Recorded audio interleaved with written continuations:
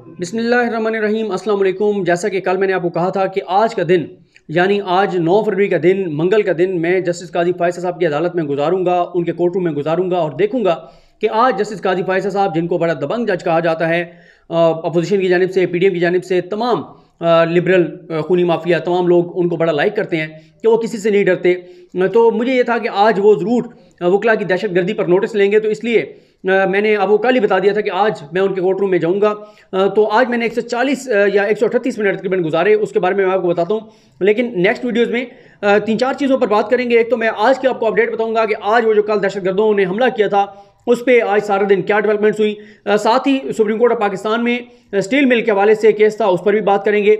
और कल एक स्टोरी तैयार करके मैं आपके सामने रखूंगा। आज कौमी असम्बली में जो IT एंड टेलीकम्युनिकेशन की जो कमेटी थी सेनेट की, सेनेटर रुबीना खालिद साहिबा की, उसमें बुजुर्ग पेंशनर्स 40,000 पेंशनर्स जो हैं PTCL के, उनका मामला था बड़ा दर्दनाक, बड़ा अफसोसनाक। और चेयरमैन PTA की जो ब्रीफिंग थी, कुछ जो इस्लाम मुखालिफ कुव्वतें हैं वो जैसे पाकिस्तान में कुछ ऐप्स बना रही हैं कुरान मजीद का तर्जुमा करके, और ये सारी चीज़ें, तो बहुत सारी चीज़ें हैं। और कल का दिन इंपॉर्टेंट है। कल जो काजी फायसा साहब ने सोमोटो लिया था प्राइम मिनिस्टर पाकिस्तान इमरान खान साहब और उनकी हुकूमत के खिलाफ, उसकी भी समाअत है। उन तमाम चीज़ों पे नेक्स्ट वीडियोज़ में बात करेंगे। लेकिन आज मैं थोड़ा सा लेट हुआ क्योंकि मुझे निकलते हुए देर हो गई। तो मैंने इमरान वसीम साहब को दरख्वास्त की, मैंने कहा कि आप काइंडली काजी फायसा साहब के कोर्ट रूम में 10-12 मिनट बैठे जब तक मैं नहीं पहुंचता। लेकिन उन्होंने फिर जो है वो, क्योंकि रिपोर्टर्स जो हैं वो तकसीम कर लेते हैं आपस में कोर्ट रूम्स, तो बहरहाल हसन अयूब साहब जो है वो, जब मैं कोर्ट रूम में गया काजी फायसा साहब की अदालत में, तो हसन अयूब साहब मौजूद थे। और मुझे यही था, आज मैं देखने गया था कि आज काजी फायसा साहब कैसे, जैसे वो अक्सर गरजते हैं, बरसते हैं और वो पाकिस्तान से मोहब्बत की बातें करते हैं, वो कायद आज़म के असूलों की बात करते हैं, वो अखलाकियात का दर्स देते हैं, वो बड़ी तवील उनके रिमार्क्स होते हैं। तो मुझे ये था कि आज वो ज़रूर जो कल दहशतगर्दी का वाक़या हुआ, जो इस्लामाबाद हाई कोर्ट पर हमला हुआ, उस पर ज़रूर बात करेंगे। उसकी एक रीज़न है, काजी फायसा साहब ने फैज़ाबाद धरने केस का सोमोटो कैसे लिया था, आपको याद है वो कितना, आज तक काजी फायसा साहब कहते हैं कि उसी फैसले की वजह से मुझे निशाना बनाया जा रहा है। वो जो इनकी प्रॉपर्टीज़ इनके बच्चों के सामने आई, हुआ ये था कि एक केस की समाअत के दौरान पता चला कि एक वकील साहब जो हैं वो नहीं पहुंच सके, या वकील ने अगले दिन आके बताया कि कल मैं नहीं आ सका। बहरहाल एक वकील नहीं पहुंच सके, तो उन्होंने कहा कि क्यों नहीं वो पहुंच सके। तो बताया गया कि तहरीक लब्बैक ने, अल्लामा खादिम हुसैन रिजवी ने, उनकी जमात ने फैज़ाबाद पर धरना दे रखा है, तो इस वजह से वो नहीं आ सके। इस चीज़ को बुनियाद बनाकर काजी फायसा साहब ने सोमोटो लिया और उसके बाद वो केस चलता रहा। फिर उस केस में ISI के हवाले से और जनरल फैज़ हमीद साहब के बारे में, फ़ौज के बारे में लंबी चौड़ी चीज़ें लिखी गई। तो इस बुनियाद पर उनको बड़ा दबंग जज समझा जाता है कि उन्होंने फैज़ाबाद धरने पे नोटिस लिया, उन्होंने ISI के हवाले से चीज़ें लिखी, उन्होंने फ़ौज के हवाले से चीज़ें लिखी। फिर काजी फायसा साहब ने एक दिन TV पे देखा या अखबार में पढ़ा कि प्राइम मिनिस्टर पाकिस्तान इमरान खान साहब वकला कन्वेंशन सेंटर में खिताब कर रहे हैं। उस पर उन्होंने नोटिस ले लिया ये कहकर कि जी ये तो अवाम के टैक्स के पैसों से वहाँ पे वो सारे मामला चलते हैं, तो प्राइम मिनिस्टर पाकिस्तान कैसे अपना एक प्राइवेट फंक्शन वहाँ पे कर सकते हैं। ये अलग बात है कि नवाज शरीफ ने एज ए वज़ीर आज़म वहाँ पर जाते रहे, नायल होने के बाद भी वहाँ पर जाते रहे, नून लीग के वहाँ पे फंक्शन होते रहे, नून लीग के बहुत कुछ वहाँ पे होता रहा। लेकिन इमरान खान के खिलाफ काजी फायसा साहब ने ये नोटिस लिया। फिर काजी फायसा साहब ने एक और केस में अभी पिछले 2 हफ्तों में 2 नोटिस लिए। एक बल्दियाती इदारों पे नोटिस लिया कि ये बल्दियाती इंतखाबात क्यों नहीं हो रहे। फिर आपको पता है इलेक्शन कमीशन को बुलाया, इलेक्शन कमीशन आया और वो सारे मामला चलते रहे। उसके ऊपर भी मैंने आपको अपडेट करनी है। इतनी चीज़ें हैं, समझ नहीं आती क्या कहा जाए, क्या ना कहा जाए, क्या चीज़ बताई जाए, क्या चीज़ ना बताई जाए।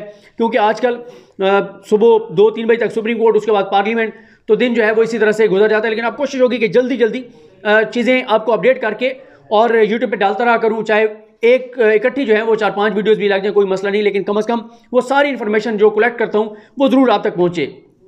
उसके बाद काजी फायसा साहब ने एक और नोटिस लिया जिसकी कल समाअत है कि जी मैंने अखबार में पढ़ा है कि प्राइम मिनिस्टर पाकिस्तान इमरान खान साहब तरक्याती फंड्स दे रहे हैं MNAs MPs को, तो ये गैर कानूनी है और सुप्रीम कोर्ट का इस पर फैसला है।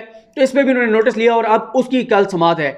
मुझे ये यकीन था और बहुत सारे लोगों को ये लगता था कि काजी फायसा साहब क्योंकि TV देखते हैं तो वहाँ से भी कोई चीज़ सामने आए तो नोटिस ले लेते हैं, अखबार पढ़ते हैं तो खबर को मिल जाए उस पर भी नोटिस ले लेते हैं, कोई वकील ना पहुँच सके उस पर भी नोटिस ले लेते हैं। तो ये था कि माय लॉर्ड जो हैं वो आज जो है वो बड़े गरजेंगे बरसेंगे, जिस तरह वो उनका मिजाज है। लेकिन आज एक लफ्ज़ भी वकला की दहशतगर्दी के ऊपर उन्होंने नहीं बोला, ना ही उन्होंने कोई नोटिस लिया। हालांकि ये वो जगह है जहाँ पे नोटिस बनता था। उसकी रीज़न ये है कि फ़ौज के ख़िलाफ़ अब बहुत से केसेस चलते हैं, अदालतों में चल रहे हैं। हुकूमत के ख़िलाफ़ तो रोज़ाना ही दर्जनों केसेस मुख्तलिफ़ जगहों पे चल रहे होते हैं। लेकिन ये वाहिद एक तबका है जो जो काले कोट में जो चंद मुट्ठी भर दहशतगर्द हैं, इनके हवाले से पिछले 10 सालों में मुझे नहीं याद, मेरे सामने नहीं है, अगर आप में से किसी को पता हो तो मुझे बता दें कि किसी एक भी वकील को दहशतगर्दी पर सजा दी गई। एक भी वकील को सजा नहीं दी गई। कोई अदालत उनके आगे खड़ी नहीं हो सकती, कोई जज उनके आगे नहीं खड़ा हो सकता, कोई पुलिस उनको गिरफ्तार नहीं कर सकती, कोई हुकूमत उनके आगे नहीं ठहर सकती, क्योंकि उनका ये मिजाज है कि वो इकट्ठे होते हैं। और इकट्ठे कब होते हैं? हर गैर कानूनी काम पर, गैर आईनी काम पर, हर ये इस तरह की गुंडागर्दी के ऊपर, बदमाशी के ऊपर, दहशतगर्दी के ऊपर वो इकट्ठे होते हैं, थ्रेट करते हैं और सब उनके आगे लेट जाते हैं। तो ये वो मौका था कि काजी फैसल साहब नोटिस लेते, पता चलता कि जी इतने दबंग जज हैं माशाल्लाह कि हुकूमत के खिलाफ भी स्टैंड ले लेते हैं, ISI के खिलाफ भी स्टैंड ले लेते हैं, फौज के खिलाफ भी स्टैंड ले लेते हैं और स्टेटस को के खिलाफ भी स्टैंड ले लेते हैं। उन्होंने सुप्रीम जुडिशल काउंसिल के खिलाफ स्टैंड लिया, अपने जजेस के खिलाफ, जस्टिस कोसा के खिलाफ, और कई उन्होंने इस तरह के बड़े दबंग जंग, लेकिन यहाँ पर उन्होंने नोटिस नहीं लिया। अब इसकी 3-4 वजूहत हो सकती हैं। पहली वजह तो यह भी हो सकती है, जैसे इमरान वसीम साहब का ये था कि क्योंकि चीफ जस्टिस साहब ने कल वो जो खबर आई थी कि उन्होंने नोटिस लिया और उन्होंने उनको बुलाया है जो अतर मिनल्ला साहब हैं। लेकिन मैंने कहा यार वो तो सो मोटो तो नहीं था ना, काजी फैसल साहब तो सो मोटो लेते हैं इन चीज़ों के ऊपर, बाकायदा प्रोसीडिंग स्टार्ट होती है। दूसरी वजह यह हो सकती है कि काजी फैसल साहब भी बाकी तो सबको के खिलाफ नोटिस ले लेते हैं, लेकिन मैंने आपको कहा ना कि वकला के खिलाफ नोटिस लेना आसान काम नहीं है। उसकी रीज़न ये है कि मैं बता रहा हूँ आपको कि 10 साल में आप अगर वाक़यात निकाल के देखें, अब पहले जजों को सिर्फ धमकियाँ देते थे, फिर वो गालियाँ देने लग गए, फिर वो दूर से कुछ चीज़ें मारने लग गए, सर फाड़ने लग गए, फिर उनके गिरबान पकड़ने लग गए, फिर अब एक जज साहब की पैंट शरीफ उन्होंने उतारी वहाँ पे जो वीडियो सामने आई। अब इस हद तक जजों की पैंटें उतारने, और बढ़ते बढ़ते बढ़ते बढ़ते मामला chief justice Islamabad high court justice Athar Minallah साहब के गिरबान तक पहुँच गया, उनके चैम्बर तक पहुँच गया, जो वहाँ पर दहशतगर्दी हुई, गुंडागर्दी हुई, तोड़ फोड़ हुई, अदालत के गमले तोड़े गए, वो PIC आपके सामने है। और मुझे लगता है कि मकाफात अमल है, जब हमारी अदलिया हस्पताल के ऊपर हमले के ऊपर कुछ नहीं करती, जब हमारे जजेस उसके ऊपर कुछ नहीं करते, जब जो गरीबों का, आम लोगों की जानें वहाँ पर ली गई उसके ऊपर कुछ नहीं किया, तो फिर ये मकाफात अमल है। जो गरीबों के साथ जुल्म पे, जिसके पास इख्तियार है, ताकत है जिनके पास, वो इस तरह से गरीबों के ऊपर जुल्म, ज़्यादती, तशद्दुद, जुल्म, उनके कत्ले आम पे जो वहाँ पे किया गया PIC में, उसके ऊपर खामोश रहेंगे, तो फिर ये मामला अदालतों तक पहुँचेंगे। और मैं तो इसको बहुत खुशाइंद करार इसलिए देता हूँ कि अब कम अज़ कम हमारी जुडिशरी को ये अंदाज़ा होगा कि जब ये दहशतगर्द आम लोगों के साथ जुल्म और ज़्यादती करते हैं तो उन पर क्या बीती होगी जब हमारी अपनी जुडिशरी के साथ ये सारा कुछ हो रहा है। अब एक ये हो सकता है। तीसरी एक वजह यह भी हो सकती है कि काजी फैसल साहब के जो केस चल रहा है सुप्रीम कोर्ट ऑफ पाकिस्तान में, जो उन्होंने वो जो रेफरेंस भेजा था, सदारती रेफरेंस उनके खिलाफ भेजा गया था, उनके बीवी बच्चों की जो प्रॉपर्टी सामने आई थी, उसमें यही वकला उनके हक में कंपेन भी चला रहे हैं, यही बार एसोसिएशन, बार काउंसिल उनके हक में केसेस भी लड़ रही हैं, मुफ्त उनके साथ खड़ी हुई भी हैं। यही बार काउंसिल, बार एसोसिएशन धमकियां दे रही हैं कि हम आग लगा देंगे रेफरेंस को, हम ये कर देंगे, हम अदालतों को ताले लगा देंगे, हम किसी को नहीं छोड़ेंगे अगर काजी फैसल को हटाया गया।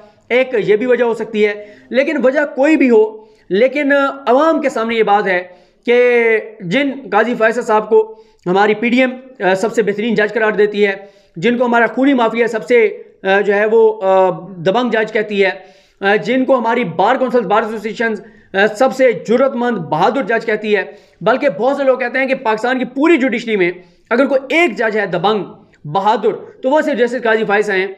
लेकिन आज मैंने 138 मिनट उनकी अदालत में गुजारे, नोटिस लेना तो दूर की बात है, कोई एक रिमार्क्स भी उनके के नहीं आए। जो कल दहशतगर्दी की गई और पूरा मुल्क उसके ऊपर जो है वो कंसर्न भी है, और पूरा मुल्क जो है वो उसके अंदर एक तशवीश भी है कि आखिर कौन इन दहशतगर्दों को लगाम डालेगा जिनको कोई पूछने वाला नहीं है।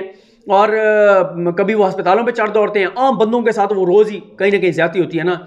लेकिन अब मामला अदालत तक पहुंच गया है, तो ये सूरत हाल है। नेक्स्ट वीडियो में ज़रा बात करेंगे कि 2 मुकदमात को कल रात को हुए थे, तो अब तक उसके ऊपर क्या हुआ है, तो इस पर भी बात करेंगे।